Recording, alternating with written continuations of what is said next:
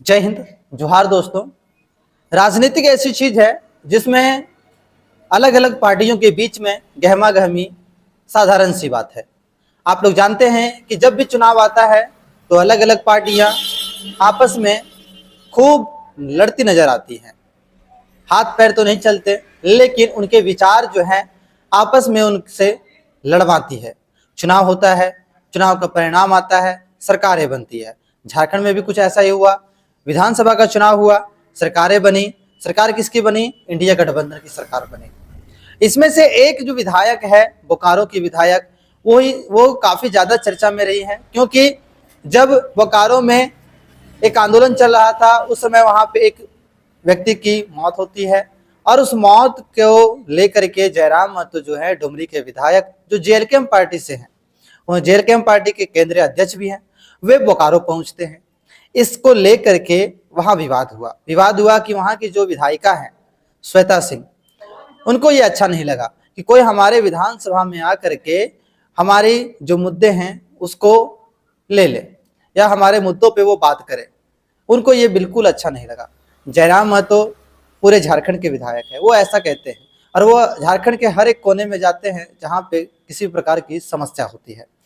और एक राजनेता का यह भूमिका भी होना चाहिए, यह योगदान होना चाहिए कि पूरे झारखंड में हर एक समस्याओं का समाधान हो। जिम्मेवारी है हर एक राजनेता का। लेकिन कुछ नेता अपने क्षेत्र को अपना बाप का राज समझते हैं और इसी तरह की जो विधायक है श्वेता सिंह है। श्वेता सिंह उस दिन जो है टाइगर जयराम महतो को वहां से फटकार के भगाती हैं। उनसे कहती हैं कि ये आपका विधानसभा क्षेत्र नहीं है, यहाँ आपका कोई विवाद चलने वाला नहीं है, आपकी कोई जरूरत नहीं है, यहाँ के लोग हमारे लोग हैं, हम यहाँ के बारे में हम कुछ समझ लेंगे। टाइगर जयराम महतो वहां से चल देते हैं, कोई बात नहीं। अब ये जो गहमा गहमी हुई, इसके बाद कई ऐसे चीजें जो है सामने आई है। सामने क्या आई कि श्वेता सिंह जो है, श्वेता सिंह जहां से चुनाव लड़ी, वहां से उन्होंने जब नामांकन पर्चा भरा तो उन्होंने कई सारी जानकारियां चुनाव आयोग को गलती दी है। गलती इसलिए दी है क्योंकि उनके पास 2-2 pan card, 4-4 voter ID card है।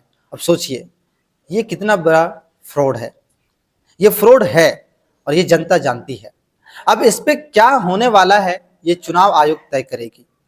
बहुत सारी पार्टियां जो है अपनी ओर से विधायिका को निरस्त करने का पत्र भी लिखे हैं और इसी पत्र में जो है एक पत्र राजदेश रतन, जो धनबाद विधानसभा के पूर्व प्रत्याशी भी रहे हैं, जिन्होंने राज्यपाल को पत्र लिखते हुए कहा कि बोकारो की जो विधायिका है उनके पास 2-2 पैन कार्ड, 4-4 या 4 से भी ज़्यादा वोटर आईडी कार्ड है, इसको लेकर जांच पड़ताल हो और उनकी जो विधायिका है उसको समाप्त कर दिया जाए, यानी उनको विधायिका के पद से बर्खास्त किया जाए, क्योंकि उन्होंने अपने हलफनामे में गलत तरीके का जो सूचना है वो दिया है।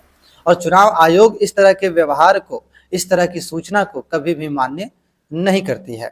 इस तरह से कह सकते हैं कि चुनाव आयोग के साथ श्वेता सिंह ने बहुत बड़ा फ्रॉड किया है। उन्होंने गलत जानकारी दी है और ये बहुत ही गलत है और इस पर किसी न किसी तरह से कार्रवाई होनी चाहिए।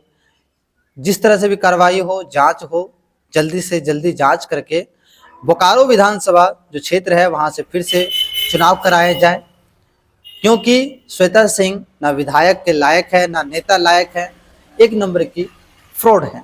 ऐसा अन्य पार्टियों का कहना है और अन्य पार्टियों के समर्थक को कहना है। अब क्या सच्चाई है ये चुनाव आयोग ही तय करेगी। क्या चुनाव आयोग इस पर जांच बैठाती है और जांच के दौरान अगर ये सच साबित होता है तो क्या उनकी विधायिका को निरस्त किया जाएगा, क्या उन्हें बर्खास्त किया जाएगा, उनको विधायिका के पद से हटा दिया जाएगा। अब ये देखने की बात है। और भी अपडेट के लिए बने रहिए जोहार मीडिया ऑफिशियल के साथ। मैं प्रमोद मेहता। जय हिंद, जोहार।